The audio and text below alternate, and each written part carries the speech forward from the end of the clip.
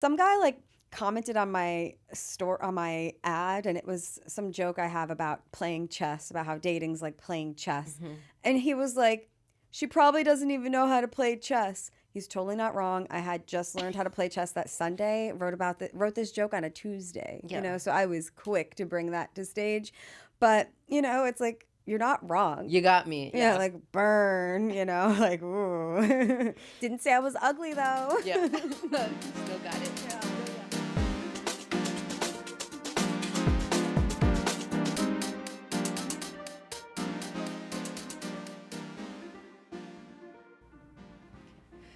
Hey guys, welcome back to Inherently Gay Podcast. This is Justin Dallas. I hope you're having a great day. We're coming at you with a brand new episode, so put your silly, goofy hats on because we have an amazing comedian joining today. Welcome, Destiny. Awesome. Thank you for having me, Justin. I'm super excited to be here. No, it's good. How are you doing? How's everything going? I'm in good spirits. P. Terry's tried to bring me down last night, but I can't be stopped. But yeah, I'm really happy to be here. I was just getting some work done earlier today, getting ready for some shows that I'm throwing over the next few weeks. And yeah, just thinking about hiring. Jesus Christ. No, okay, so P. Terry's just opened a new location last night, or they're like girl, it's giving the Fire Nation, like they're expanding everywhere. Are they hiring? I'm about, okay, so listen, I've been looking for work for about maybe 5 months now. I was on Deed the other day. I was literally about to apply to be a bus driver. It was like, it's air conditioned, it's well managed. I'm about to get my like freaking CDL license. But no, it's rough out here. So I mean, how's like the recruiter life been for you? Yeah, so I have been working mainly as a freelance recruiter for 5 years. Huh. I was in-house for 1 year. I couldn't do it. They let me go before I could make it to the full year, I'll admit. But recruiting has its highs and lows. I've been doing it again for 5 years, and I feel like I've seen two different waves of mass layoffs come and go. And ultimately, it's an unfortunate grind, but I want to report and say that I think that jobs are out there right now and there's going to be an influx of them. So anyone who has been feeling like they've been struggling in their job search for the last few months, you're not wrong. It was hard out there, but from reports that I'm reading and the signals that I'm getting as a freelance recruiter, I want to say things are about to swing in your favor. So I'm crossing my fingers for everyone. Okay. You heard it here first. Insider tea. Yes. Piping hot news. No, I've been applying to everywhere. Thankfully I have an interview coming up, but I was also working for a large company. We'll call it Schmoogle. Hated my like hiring manager or like my boss or whatever. So I ended up leaving that company. But yeah, it's been interesting. But today we're talking about like comedy, your journey as like a comedian. I mean, like how do you go from like working in recruiting and like the corporate life of like, how you have to like freaking talk corporate and, be very, how did you get into comedy? How were you as like, how did you open that door? Yeah, no, great questions. Those are two interesting questions. So I'll start with how I got started and then doing recruiting and comedy, because I'm Yeah. sure that kind of can sound like it can get dicey. Yeah. So the way I got into comedy before, just being generally funny, was moving across the country. So I moved Yeah. across the country. I'm originally from Long Island. I'm from Bayshore, New York. I've been out here in Austin for 4 years, Okay. specifically to continue my pursuit of comedy. But years and years ago, I was getting like pretty much laid off from one of my first tech jobs. And that led me to rent out my apartment so that I could save money. And I actually did the math and found out that you can leave the country, of course, like on a budget and stuff like that. But I wasn't trying to leave the country. I was trying to figure out where I was going to find a job and where I wanted to move to be honest. I wasn't doing anything like crazy bougie, but did it on a budget and got myself out to LA. Moved out there just because I really liked the vibe. I just felt like my writing career was going to continue there. Wasn't doing comedy yet, but was always just creative. But I went on a date with this guy. He brought me to a comedy club. I found out that you could work at comedy clubs. I never even thought of that before. So I got a job checking IDs at the door Oh, nice. at this comedy club while I continued looking for like what I felt was real work. And that began me taking some free classes there, doing open mics, and that's just how I ended up getting involved there. You asked about doing both recruiting and comedy. How do you do it? A lot of what I'll be mentioning today is going to be about boundaries. I love a boundary. I was laying boundaries down before I even knew boundaries were a word. We love it. Boundary queen. Yeah. So when it comes to work, when, people, especially like in an interview, if someone ever wants to bring up comedy and I just don't feel like that's appropriate in that situation, like they're not even going to work with me half the time. Like I'm a freelance recruiter, so I don't really like work there. There's ways to navigate your way out and just make sure, people stay on topic and, people don't just think that because you're all hee-hees and ha-has outside of work that you're not going to report them to HR if they're acting weird, whether it's the employee or the hiring manager who's not trying to maybe give anyone and everyone a shot. Yeah. That's good. Yeah, no, I think boundaries is so important, like balancing the two lives, because like I've worked like at a company and I've had coworkers be like, oh, let me add you on Instagram, let me do this, and I'm just like, oh, like I don't have Instagram, I'm Amish, like I churn butter on the weekends, like I don't do anything, and then afterwards like I'll run into them and like say, so like I like do the podcast or I do other things, and they're like, oh, if I see your podcast on like a TikTok or anything, I'm like, oh, like, I don't know what you're talking about. But yeah, I don't like talking about that. And even on the dating apps, like on like, Tinder or Hinge, like I don't even really put, I do a podcast or I make TikToks or anything like that, just because I want to get to know me, the person, first. But yeah, I think boundaries are super, super important. Oh, yeah. And I want to call out something because you were saying, oh, like I don't have social media. So obviously these people are not stupid, right? Yeah. They're obviously going to Google. They might find you. I wanted to ask, is Justin Dallas your government or is that your stage name? Okay, everybody says that's my porn name. And I'm like, well, maybe. Hold on. No, Dallas is my middle name. So okay. Weird story. My dad was obsessed with the Dallas Cowboys when I was born. I was born on the Super Bowl that they won that year. So... like my name was Justin Dallas, but my last name is Bleep. But I'll tell you offline. But yeah, I went by Justin Dallas. I'm like, okay, let me give some air of mystery, that way I don't have like my government on there. Oh yeah. I mean, I'll share that. Mine is my government. So we were saying talking about comedy shit. Boundaries. Balancing. Oh yeah, social media. So with social media, what's gonna happen is after your coworkers ask you and maybe you don't give it to them, they might Google you, they might find you, right? So something that I like to tell people, it's two things that you can control here. Of course, you can block them, and there's really nothing wrong with doing that. Yeah.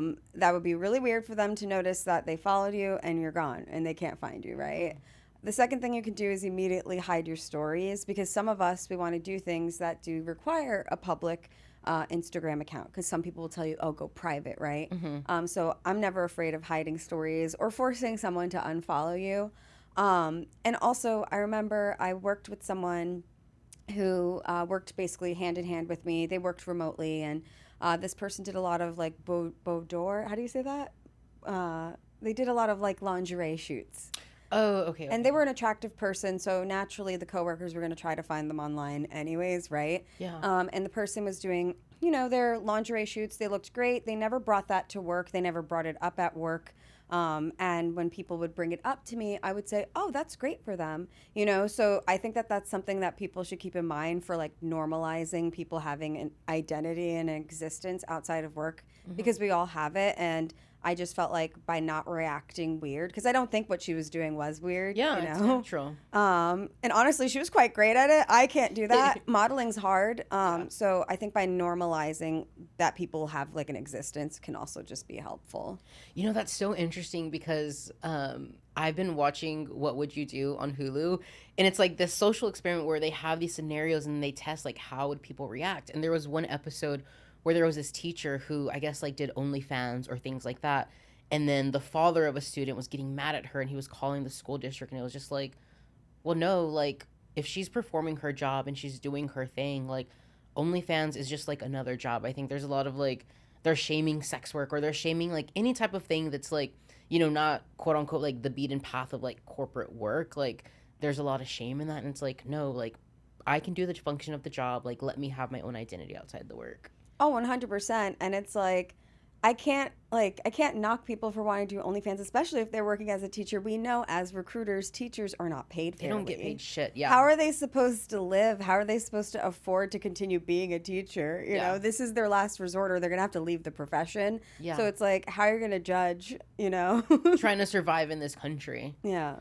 Yeah. No, I definitely agree with that. And like in terms of like social media, like I do have like my public Instagram, but you know what? There's like a renaissance of like Finstas coming back, and like this past year, like I have like a personal Instagram that's private for like just like my close friends or like people that like I want to share shit with. It's like maybe not like PC for like my public profile, so like I'll do that.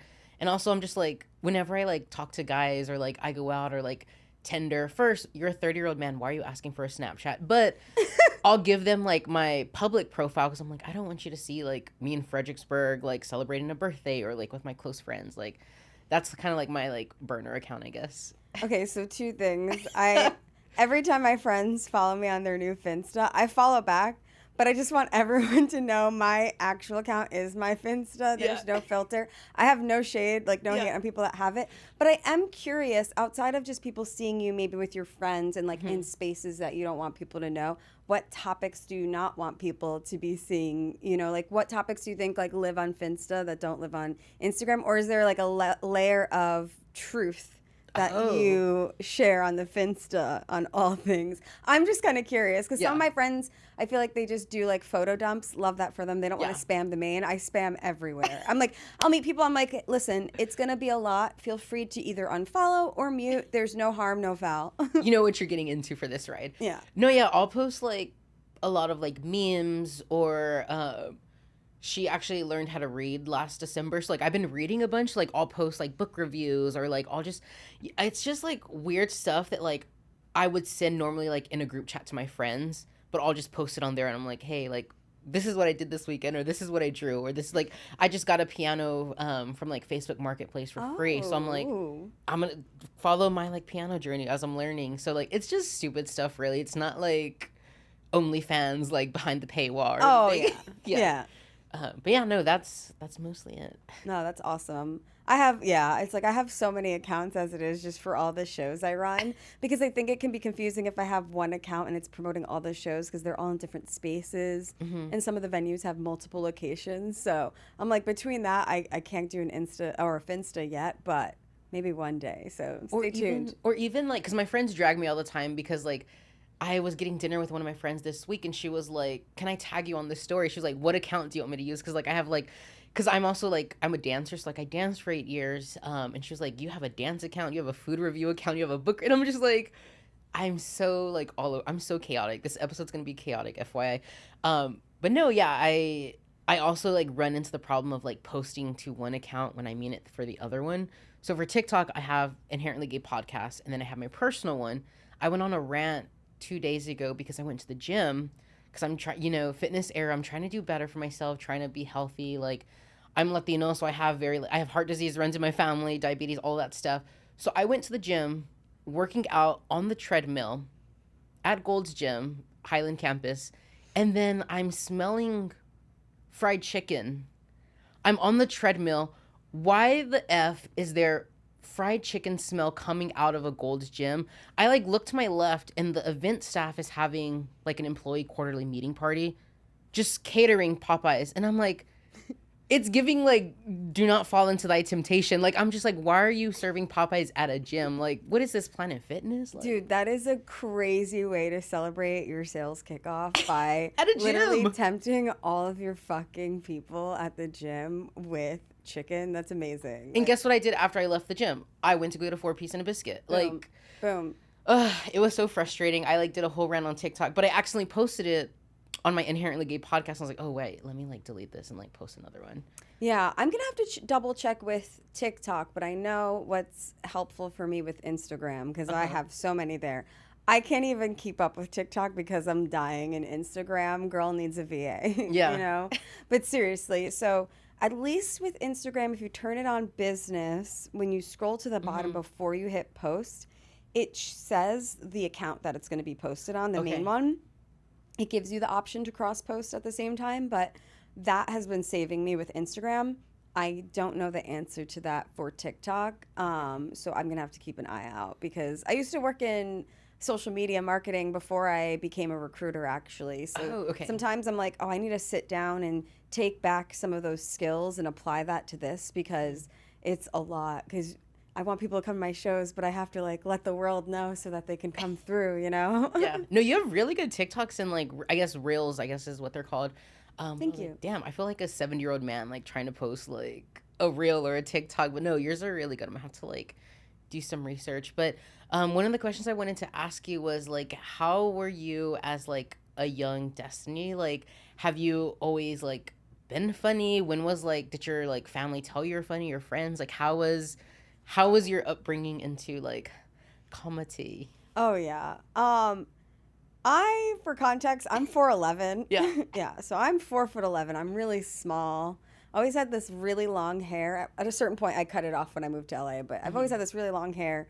In a way, I've always like kind of just stood out. I'm like this short little troll. Yeah. I was always very artistic, very blunt.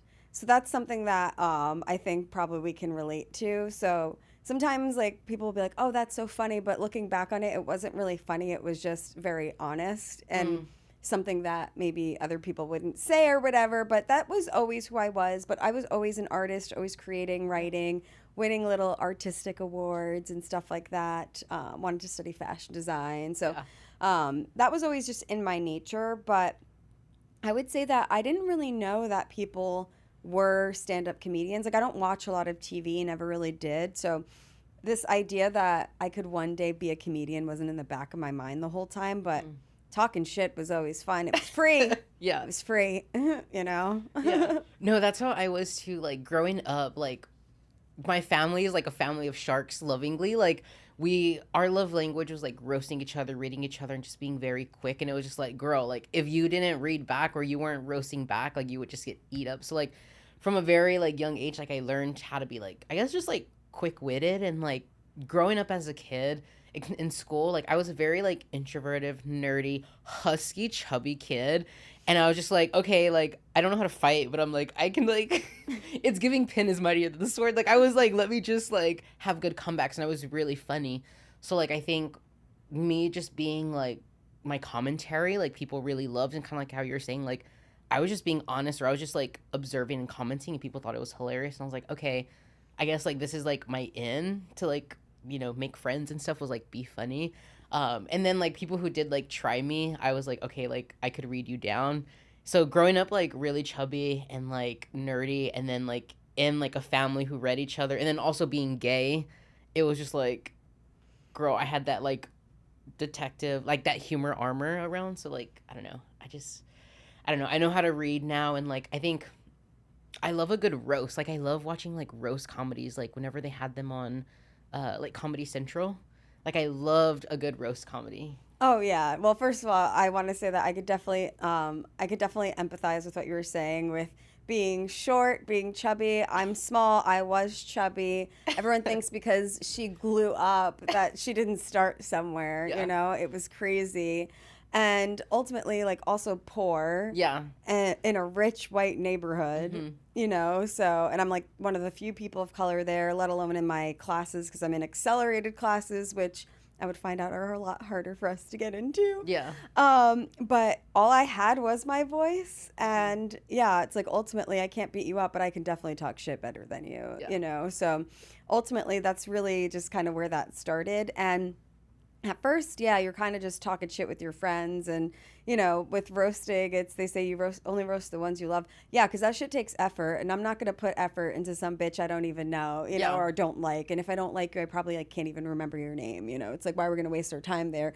when we can try to ruin our actual relationships with people we actually love, you know, by talking shit and drinking and just busting each other's balls. That's like where the real, you know, energy and fun is, the real risk is. So I definitely agree. And I didn't watch the roasts a ton growing up, but now I do because I do comedy. I have done a few roast battles. I hosted a book roast a few weeks ago. We roasted J.K. Rowling. Oh God, content. Yeah. Yeah. I think that we should roast Governor Abbott next. That's one that's on my list. And I want to roast applicant tracking software, so I might have to tap you for that. Yes. So I love that kind of stuff too. It's fun.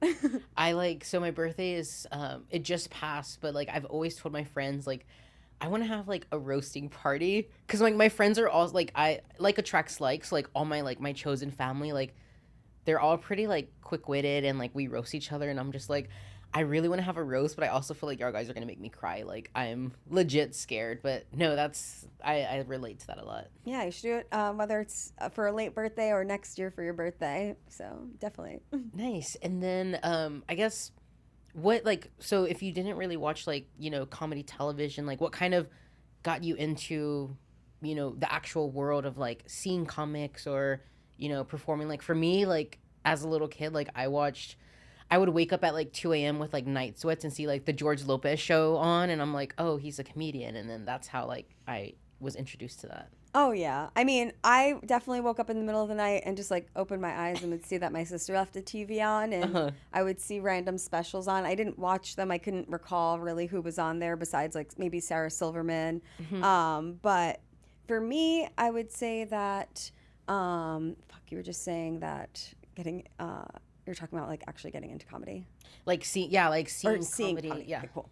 So when I moved out to LA, part of the perk of working at that comedy club was I could take those free classes, but I could also see shows for free, as long as they weren't like super sold out or they're at max capacity. So while I'm on shift, I'm able to just like hear the whole thing and peek my eye in and see all these performers for free because let's be honest, I could not afford it. Yeah.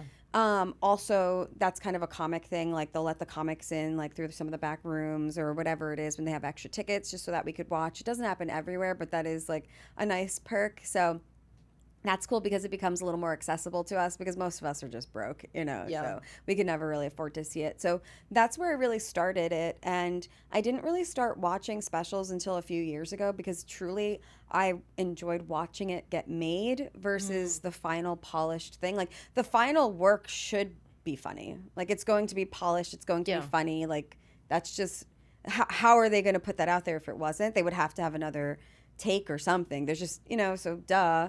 I enjoy watching it get made. So I really enjoyed doing that in LA, just going to all the different clubs, seeing people at my level, going to mics, performing, but also just seeing more headliners and more established people to keep yourself grounded in reality of what's actually really funny. Yeah. How is the comedy scene different from like LA to Austin?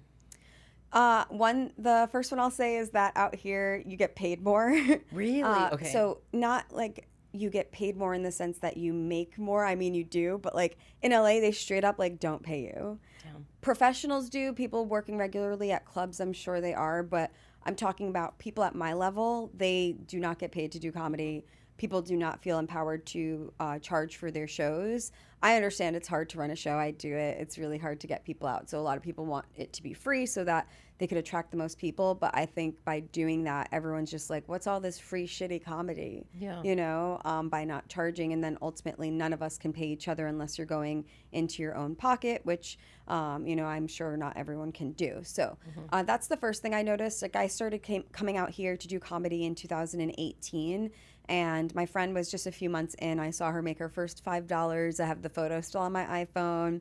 And these are distinct things that, now I've been out here for the last 4 years. And I'm not even sure I made any money, like not even a dime. And no complaints because I truly enjoy just doing comedy. This could never work out and I won't regret how I spent my time. But I can't say that that's not a big difference because I knew plenty of people out here who were just at the open mic level. But they were hosting shows, they were hosting mics at these venues, and that's how they were paying their rent. And that's like unheard of for people that have like actual jokes in LA. So that's a big one that I'll call out. Also, I feel like whenever I think of LA, I feel like it's a lot of like oversaturation. Like there's maybe just like a lot of people who are comedians. And I feel like Austin, well, I don't know, like Austin's like a smaller city. So I feel like there's more room to like work with like the community. And like I saw this interview with like Issa Rae and she was saying like when you're trying to like, grind and make it, you don't look up, you look like to your side and like people who are like out in the trenches with you essentially and like you work to build each other up together. Like, is that kind of true? I would definitely say yes. I would say that exists in both places. I would say that something that now that I've spent enough time in different parts of the US, I'll call out that in Southern culture, it is something that I'm not sure if you realize this because you're from here, but it's in Southern culture to support live entertainment in general. So this was obviously more of a music city, but it's kind of like a live entertainment capital in a way. Yeah. People, not that drag doesn't flourish elsewhere, but I feel like drag really just flourishes here, and comedy flourishes, music, and of course it takes time to build momentum. I'm sure these sold out brunches that I'm seeing left and right did not start there, but the fact that so many of these can be going on in the same area, that's happening in LA too. But I just think that there's something with that culture, and maybe in certain pockets of LA they're very touristy, so it can be a little harder maybe to build a reputation or a regular rep. But there are people that travel, and there are people that are on your radar that are watching you online that would come out and see your shit. So I want to call out that cultural difference, because I didn't realize that until I started speaking to more people that we're just hanging out, we're not doing comedy, and they're like, oh, where can we go watch live music? And then I would be like, oh, this is a thing, you know? I will say that also, like, Austin, like, having traveled like around the country and like outside, like Austin or the South is just really friendly. Like, you're more likely to just like say hi and like be kind to a stranger than like, you know, New York or LA. So I think that's definitely true. I mean, I found your show because I was scrolling on Instagram and I saw, you know, your comedy poster, and I was like, oh, like, that's something to do, I want to go. And then I ended up going and liking it. So I think that's really interesting. Another thing is, like, I think we're in a big age where like TikTok and like social media really can, like, you know, elevate, you know, your career. Like, who was that guy who, handsome Squidward, who like got famous from TikTok and then basically like shitted on his whole like women-based audience? And like, I think he really only got famous just because like he was like quote unquote conventionally attractive. And it's just like, you know, TikTok really is like a big window if you don't have a community. I'm still processing handsome Squidward. Oh my god. That's what the streets are calling him. Yeah. Oh my god. Okay, so before I comment on handsome Squidward, I will say I didn't know much about him either until a year or so ago. And that's not to say like he isn't funny or like doesn't have a career. Yeah. So my understanding is that this guy has had a career for a while. He was on Wild and Out. He's been like doing his thing for a while. Yeah. And the one thing that really helped him really make the name for himself versus maybe the shows he was on or maybe the people he was around was TikTok. So I think that that's a great example, you know, or call out to any artist out there that feels like maybe they're not able to get their message out there or their art out there, that it works. Yeah. And yeah, I didn't watch the clip, but I want to say that I'm sure it's not as big of a deal as the internet wants to make it seem. And I say that as a woman, a person of color, a person who has been affected by domestic abuse. And I just want to believe that funny is funny. Yeah. And there's no way that someone is selling out arenas and they don't have something going on outside of their looks, you know? And I'm all for shitting on the straights, you know? But I just feel like it's a little... It's not believable because it's arenas. I think it's arenas. Huge I don't know. He was in Austin, like around last Thanksgiving, and it was like a sold out huge show at the Moody Theater. Oh wow. Yes, it was. Did you go? No, my brother did. So he showed me, and then I guess like that next day was like when all those videos came up.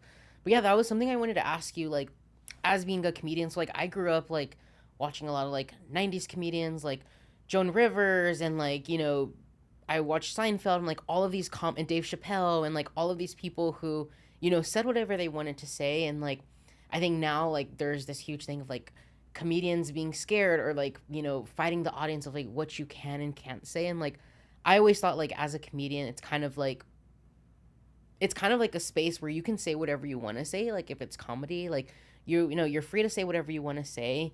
I guess like what do you think about like this big old like debate or, you know, this crazy controversy that's going on right now of like you can't say certain things, because then at a certain point like it kind of takes away from the comedy? Yeah, I mean, I think that the narrative is a little it's been run dead. There's never been a time in history where you couldn't, like, I mean, not that you couldn't, there's never been an easier time to just say whatever you wanted, wherever you wanted. If you want to say something online, if you want to say something on stage, in places where you can throw shows and have everyone's phone locked up in a case if you don't want anything on social media.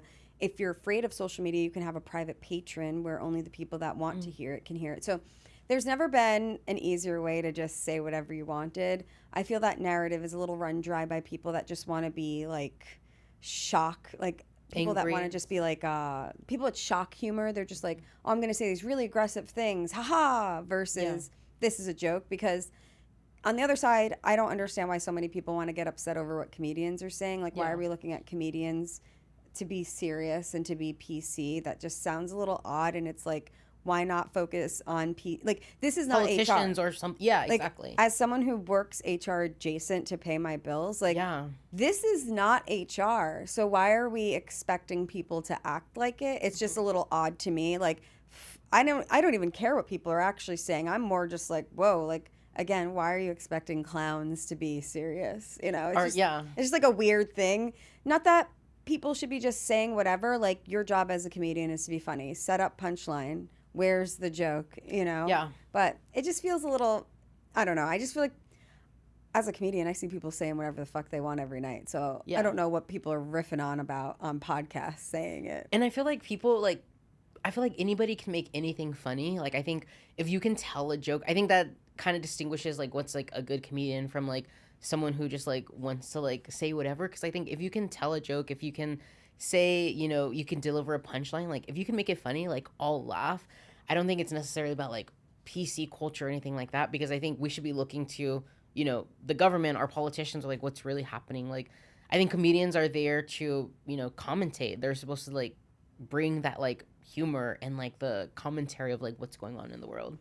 Yeah, and also I want to say that when people are like, oh, you can't say anything, it's like, just say that you don't have universal material, because as someone who does have, you know, some raunchy material or material about sex that maybe isn't the cleanest, we're still expected to be able to work a little cleaner. So if you have to say no to those gigs or you don't want to do those gigs, that's fine. But real professionals can perform in any room. So you're going to be in spaces where you actually can't say anything, but that's okay. Like if some HR conference hires you, you can do dirty material. You're going to have to just say it in a certain way. What are you going to continue to say no to the bag? And that's fine if you want to. But I was just listening to a podcast before I came here, and it was Nikki Glazer and another comedian. And the first 20 minutes needed to be clean in the sense that they could not curse, because that segment was going to air on iHeartRadio, who sponsors your podcast. So what are you going to do? Not be able to handle that? Have like every other word bleeped out? You know, so I just feel like it shows the universal like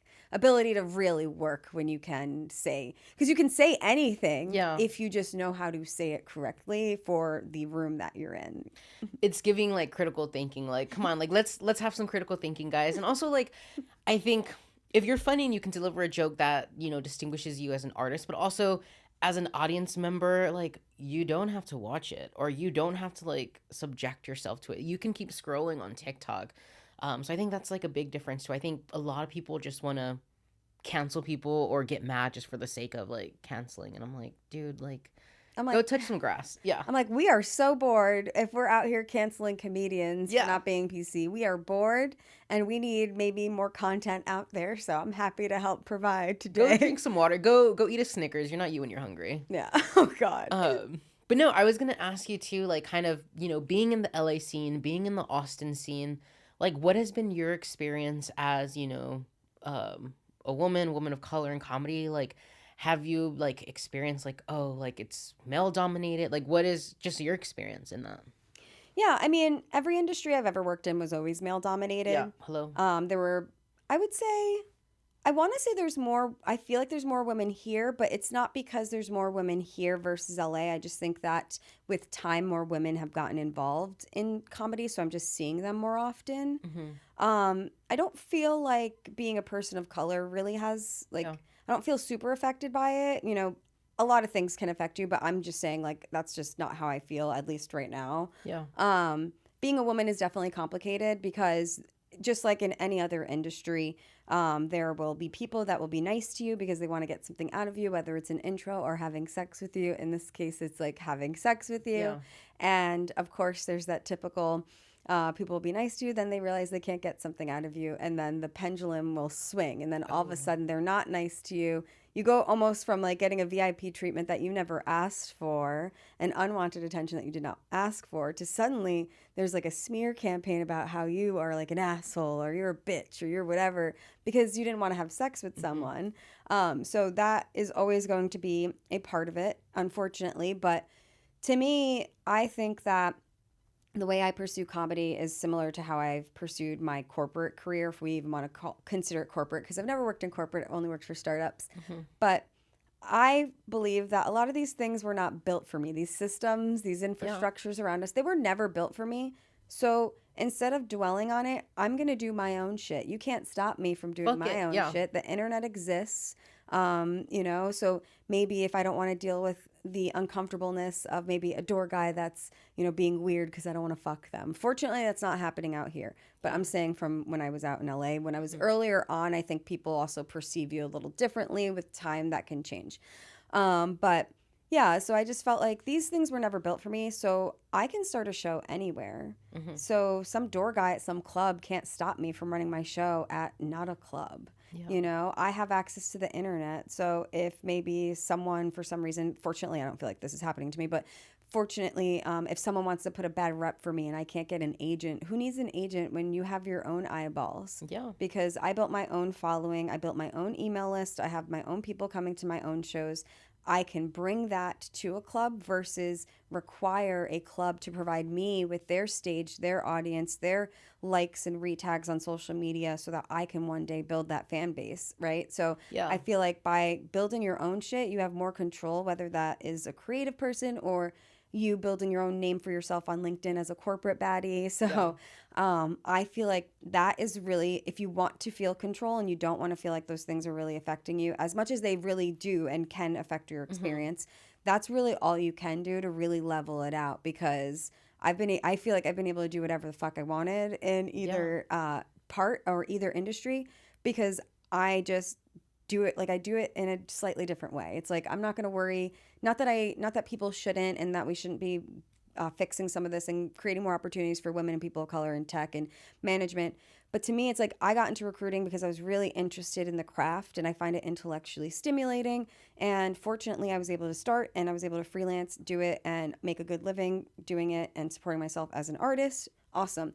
No dude that thinks that I'm not smart because I didn't work for Schmoogle, because I speak to people and guys get really like, a little the ego. Yeah, because they're like, oh, like, who are you to be younger than me or not work at a big company like me and start your own agency? And it's Destiny Lalane, and I've been doing it for 5 years, and it's a lot of fun. And you're just mad because I'm doing it, and you will never get the confidence because you need Schmoogle to give you 4 more director titles and promotions so that you can feel comfortable asking 1, 2, 3 companies to work with you. Like, if you're so credible, go do it. Just like with comedy, it's like, well, if you're so funny, the people are going to find you. So I'm just going to do it how I want to do it. And if I get the opportunities to work in these establishments, which can be a little cringe because, again, it's a lot of men, it's a lot of white people, and it's a lot of alcohol and drugs and late nights. And you don't have to live that life if you don't want to. And I know people that are men that have wives and kids, and they don't play that game either, but they've built a successful name for themselves too. So, so that's my take, because these guys, they're not stopping me from shit. Like, they can get in the way every now and then, but they're not stopping me from doing shit. Because you know who you are, and it's like, okay, first off, period. That's how you clear someone. Like, I loved that whole thing. But yeah, it's like all of these like egotistical men talking about like, oh, well, you're a woman, or oh, like all this blah blah blah. It's like, no, like I don't have to come to the table because I am the table. I bring what I want. Like I loved that. I'm like, I loved that red. Like, yes, but it's just like, you know who you are. Like, you're gonna do this regardless. Like, it doesn't matter like if it's, George talking shit about you, or if it's like all of these other identities or whatever. Like, it doesn't let you stop you, because like you're gonna be the Beyonce of whatever lane you want to do. Oh yeah, and it's like everyone gets their ego in different ways, or they like flex their ego in different ways. To me, I'm doing this because I want to do this. It's fun, and fortunately, I respect and understand how much grind it takes. But yeah, it's kind of funny. Like, you know, for example, an experience I had was I was performing at some club. I got off stage. Someone didn't think I did that well. I didn't do amazing. You know, like I'm like self-aware. But I could hear some guy in the back room kind of whisper under his breath for me to get the fuck out of here. And it's like, oh, you're so tough because you whispered underneath your breath in the corner of a dark, dark room to a bitch that's a quarter of your size. Yeah. To get the fuck out of here. You know, so strong. You should be following me out and asking me for help on getting a job, fixing that LinkedIn, being more tolerable so that someone could fuck you, so that you can stop treating women like this. You know, it's like, you're so weird, you know, like, first of all, no, like, I don't even know your name, you know? So it's like, it's funny to me when like guys think you're beefing and you're like, I can tell that through the energy that you're giving me that you don't like me, but I don't know who you are. Focus on your craft. Let's learn your name first. And it's also so clear that you're projecting and you don't feel good about yourself. So let me shit on another person. Like, yeah. And it's like, you know, fortunately, because I have so many things going on, it's like, I don't even feel like I have to tell people to like prove myself to them. If someone wants to show me respect, great. If they don't want to, fine. You're actually not even the person that's going to give me the opportunity anyways, if that's how you're behaving. So why am I going to try to win you over? And it's like, also, it's like, I'm busy. I got 15 shows I'm producing a month. You think I give a fuck? You said, check my credits. Yeah. Yeah. It's like, I got to be ticking and talking, not worrying about Daniel or Steve. Okay. Well, I've been on TikTok and I've been seeing a lot of like live stand-up comedy TikToks, and like I see like the heckler videos, and like I love when like a comedian just like goes into them, because it's like, no, like you paid a ticket to come to my show and then you want to like disrupt the whole audience. Like, that's so like, this is why I say I could never work in like customer service, because I would always clap back at like a customer. Like, I remember I was working at Torchy's Tacos, which is like, you know, taco chain here, and like I would clap back at people, because it's like, no, like at the end of the day, I'm a human. You can talk to me right, or you can go get your chips and queso somewhere else. So I would love, like, if I was a stand-up comedian, like I would go into someone, because again, like I love insult comedy, I love roasting, like I would just go for the jugular. Yeah, fortunately, I've bombed before, but fortunately, I have not been heckled. So, Okay. I feel like I would just talk shit back. I feel like I get to engage with enough corporate heckling. Like, fortunately, I work with people who, if I'm interviewing someone and someone's an asshole, like, we're not going to hire them, so I'm not going to sit here and tolerate this, so I'll say something smart back. Oh, yeah. Or I remember this one time, a candidate totally ghosted us because they were too afraid to, like, negotiate a $10,000 difference on their base salary. They took another offer. A few months later, they realized that that job sucked. They reached back out, and they tried working with us, and I definitely clapped back, but, like, professionally, because yes, are they good at their job? Yes, but they totally came out and totally ghosted us. Like, why would we want to give you an opportunity now that you tried some other bitch and it didn't work out? Then you want to come crawling back to me. Because if you were respectful about it and told us you were taking the other offer, or gave us the and, you know, communication, but also give us the opportunity to give you more money, we would have been like, oh, okay, like this didn't work out the first time, but we're willing to give you the shot. But you want to act crazy. You guys want to act all viral. Yeah. So.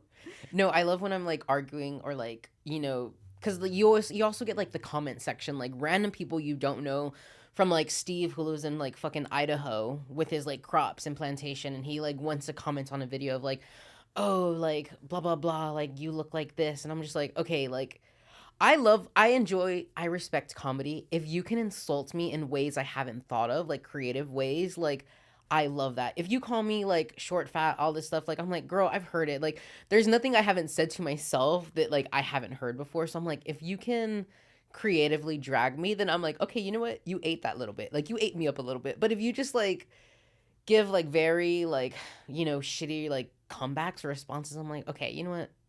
I'll give you a second. Do you want to try again? Like do another round. But have you like had that? Yeah, so I was going to say, I don't get heckled in person, but like people talk shit online. And I've been creating online for so long that I have not heard anything. Like, I don't feel like I hear unique things anymore. Yeah. The same things that they say might be something that maybe a male comedian might be saying underneath their breath, or some other incel has already said. Yeah. Or I haven't, or I have already thought about of myself. So I just like to clap back there, like, and I'm always nice. I'm always like, how's your day going? Do you need a job? I'm hiring. And like, they always just turn around, apologize. Like some guy like commented on my ad, and it was some joke I have about playing chess, about how dating's like playing chess.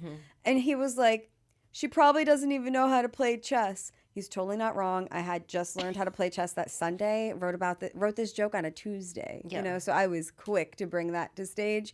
But, you know, it's like, you're not wrong. You got me. Yeah, like burn, you know, like, ooh. Didn't say I was ugly though. Yeah. Still got it. Yeah. No, yeah, I love like, that's why I think I really love like roasting comedy, because I love like jokes or even like reads, like in the gay community, like reading somebody, but like jokes that like it takes you a minute to get, like, oh, they complimented me, but they're actually like dragging the hell out of me. Like, I love that type of comedy. Like, I think the different levels, like there's like obviously like the standard in your face comedy, then there's like the intellectual comedy, and then at the very top it's like the pee pee poo poo haha, like that's top brand, you know, that's top shelf. But yeah, I always love a good read that like it takes you a second to like clock of like, oh shit, they just said something about, you know? Oh, yeah. No, good humor is good humor. So I can appreciate a well thought out joke like that. How is dating as like, you know, a comedian? Like, we talked about fragile male egos already. But like, how, like, if you were on the apps, like, do you put that, like, I'm into comedy? Like, what does a conversation go like? Yeah. So for me, before I did comedy, I've been creating online my whole life. So when you date as someone who creates online, it's just a little different. My name's also very unique. It's my real name, Destiny Lalane. So even if the apps didn't have my last name, I was always very easy to find, especially because I am a person of color, right? So, and my name's Destiny. It's just really easy to find me online. So to me, whether I put it on there doesn't matter. They're going to find me, and they always have. To me, I just feel like whoever I date, whether I was just a writer at the time or when I became a comedian, they have to be okay with the fact that I post a lot online. That does not mean that there are not boundaries. I think it's important to have boundaries about what you're going to talk about, what you're going to talk about online, offline, about yourself, with your partner. You know, my sister, she had texted me once and she was like, hey, I have something to tell you, something crazy that I found out.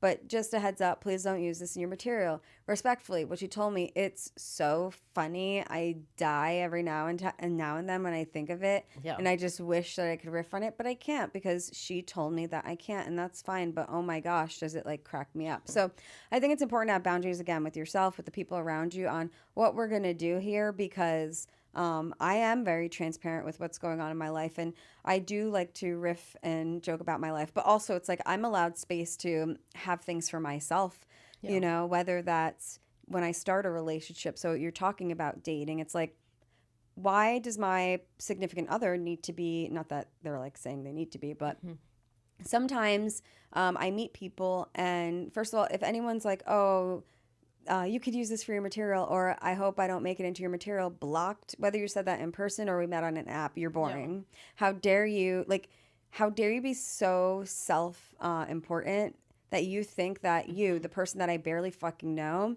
is about to be the center of my art. Like, it's just like, I'm not going to deal with it. Ew, next. Big ill. Yeah. Next, because first of all, I don't have to, like, I'm the ego in this relationship. Next, you know, like, just absolutely not. So I think, that's super important. But at the same time, I feel like the person that I date should be able to inspire my art. But another thing is with social media. My social media is for my business. You know, like that is for my art. I do feel like I'm my authentic self on there, but y'all don't know my life. You think you know my life. Yeah. I dated a guy. He was like, I expected you to be on your phone all day, on social media all day. I was like, no. I need to be on it for business. That doesn't mean I'm doing that all day. So it's like, you don't know my life. This is just a tool. And also, if you're dating me, for me, why do you think I need to share your clips or be posting you on there? Because this is something intimate. We're figuring out what we're doing. We then become exclusive. We then put a title on it, but we're still figuring it out. You don't need to be like, my Instagram is not your marketing tool. Like, date me for me, not my career. Like, that's completely separate. Yeah. And I think boundaries are super, super important. Yeah.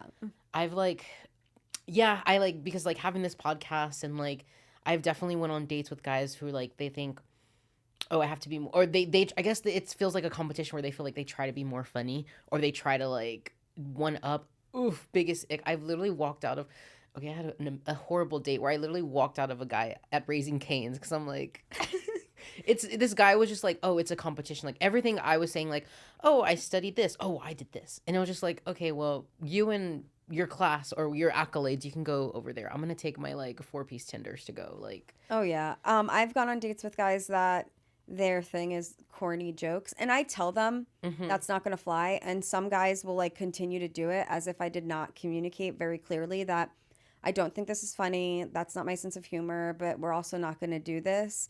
And I'll shut shit down quick because I'm not yeah, here to waste my time. That's terrible. I hate like shitty, corny humor. It's yeah, like absolutely not. yeah. Yeah. Bring something else to the table. Yeah. Versus pursuing passion of like, have you ever felt like, oh, I have to like, dim the light on like the comedy thing because of the work thing?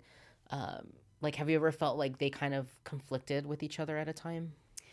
I would say yes and no. So there's a time and the place where we need to find work. Mm-hmm. We need to remain employable. And there are definitely times in my life where I was like, I need to definitely focus on working and paying my bills, where I felt like, oh, okay, all this unhinged stuff that I would typically post on social media, I'm not going to post right now because I don't feel like I'm in the position to. And then ultimately getting a job, securing income, saving money, that then makes me feel like, okay, I can do whatever I want. I can be choosy about the people I'm working with. But sometimes there's a time and a place, right? So it's like I can't knock anyone for being like, oh, okay. Like I know comedians who are like, I'm going to make my thing private while I do this job search. And that's totally fine. You got to focus on what you need to, like what your priorities are, and that will change. But I don't think that, now I'm like, hey, especially I'm a freelancer. Mm-hmm. So I don't have to work with everyone. I'm not for everyone, and I don't want to be for Yeah. everyone. I want to work with people who are going to pay me what I want to get paid. We're going to be respectful, people who aren't going to be annoying and on my ass. So ultimately you don't need everyone, right? So I just feel like I don't care about posting online. These CEOs, my LinkedIn says that I'm a comedian, right? So it's like no one's in the dark. They should be doing their due diligence anyways on the Yeah. people that they're working with. Not that I go creeping social media, but I just think a quick Google, be a little aware of what you're getting into, fine, because maybe you want to say, hey, I know you are a comedian. Can you make sure that you don't name names? And I'm like, hey, actually, I built my freelance career never naming names Yeah. because I knew I was going to be unhinged online. Actually, I just talked shit about you in the last set. Yeah. yeah, actually, yeah. Okay, awesome. And then really quick, do you have like some favorite comedians that you kind of like look up to, or that like, who's kind of like top of mind for you right now that you are like into right now? Yeah, I would say I definitely really enjoy Andrew Schultz. That would be the one name that comes to mind. He's super funny. I really just appreciate his humor. He's a New Yorker, so there's probably something there too. He just has such a diverse group of friends, and it feels super organic and very New York.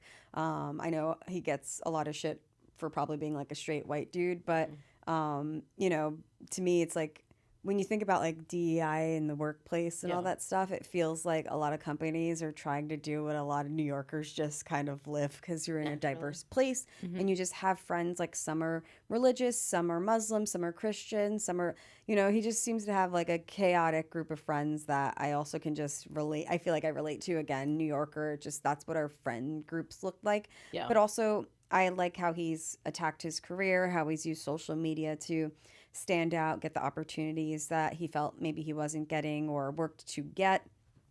Yeah, just very funny. I like how he wrote out the pandemic, did a bunch of specials, did some interesting stuff, got creative. So that's the person that I would call out. Yeah. Nice. I love that. Yeah, I feel like I don't care if you're like a straight white male, like as long as you're funny, like, because also like I don't believe in just like, oh, they're this identity, they're gonna be this. Like it's like, no, like let your power shine through. Like if you're funny, just be funny. Another thing is, what is your favorite like conspiracy theory? Do you have a favorite conspiracy theory? Ooh. Ooh. And I'm still halfway through Who the Fuck Did I Marry? Okay, did you see that she got a deal? She like some like record company or some agency signed her. And I'm like, this girl needs like an audiobook. Like she has a great storytelling voice. Like I need the Netflix adaptation. I haven't watched it yet. Yeah, I have no spoilers because I'm loving that. So after that, I'll go into a conspiracy, but I'm just trying to get to the bottom of what she found out. Who is Legion? Yeah. Yeah, her conspiracy came to be, so I'm stuck there. But yeah, I'm not big in the conspiracy theory world, but I think a hot take that I have is I don't know. I was trying to shit on people when they're applying for jobs, but I feel like that's insensitive. So, No, safe space. no, I'm just thinking about people who are job searching need to have the audacity of a straight white man, because there's no one who thinks that they're more qualified than a straight white man. I remember like someone reaching out and asking for a referral, and we were talking before we recorded about referrals and intros, and I feel like there's a difference between a referral and an intro. Sometimes if people are just nagging you to get in front of the hiring manager or whatever, like the employees are following up with the employees, get in front of the hiring manager, that's a quick intro. Hey, this person hit me up on LinkedIn, please follow up with them. Yeah. That's not a vouch or anything like that.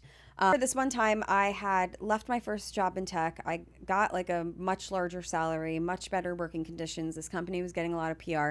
This straight white dude that I used to work with at the old spot that wasn't really that nice to me reached out because he wanted to apply for this company.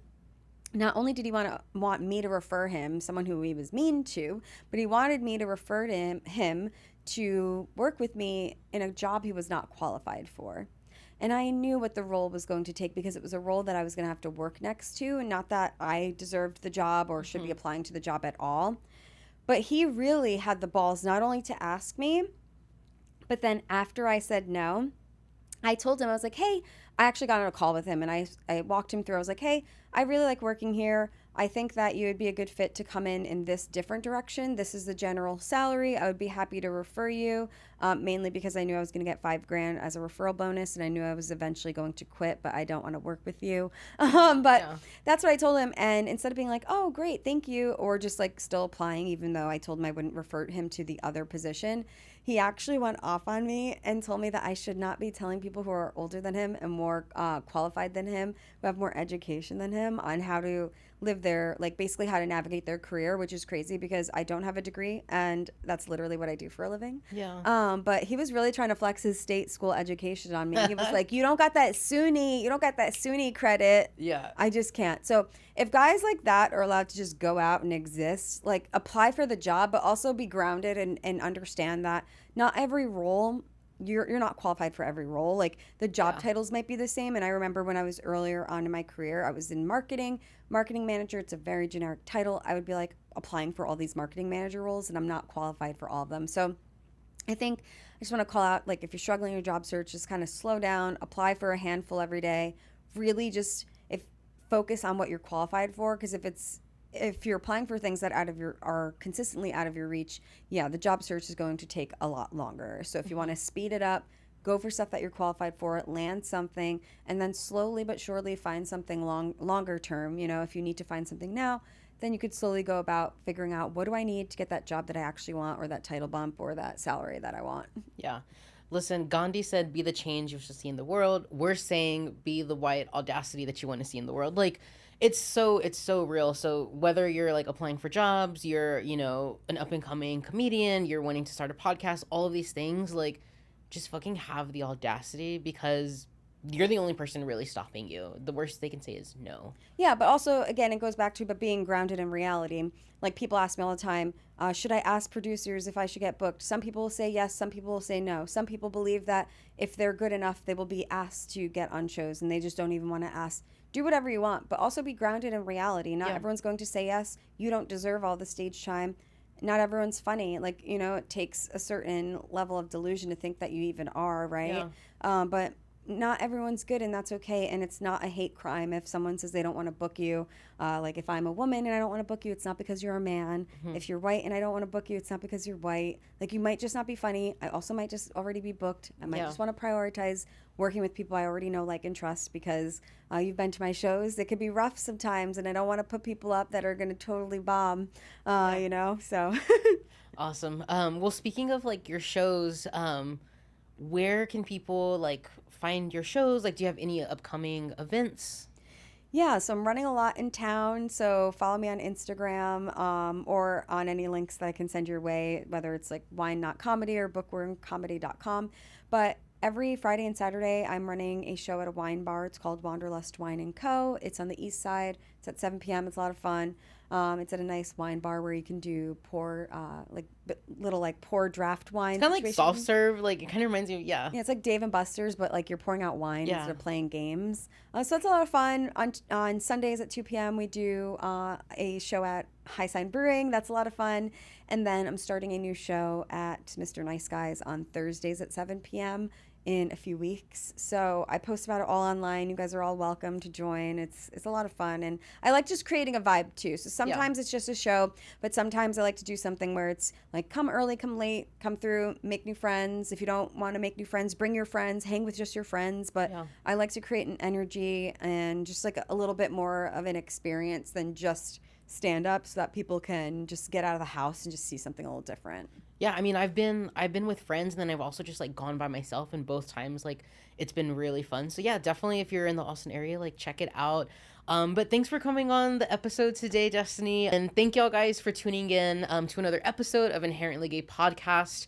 We're every Monday on Spotify and YouTube. If you want to find the podcast, you can follow us at Inherently Gay on all social media, and as always, you can follow me, Justin Dallas, on Justin Dallas on all social media as well. Until next time, we'll see you next Monday. Bye.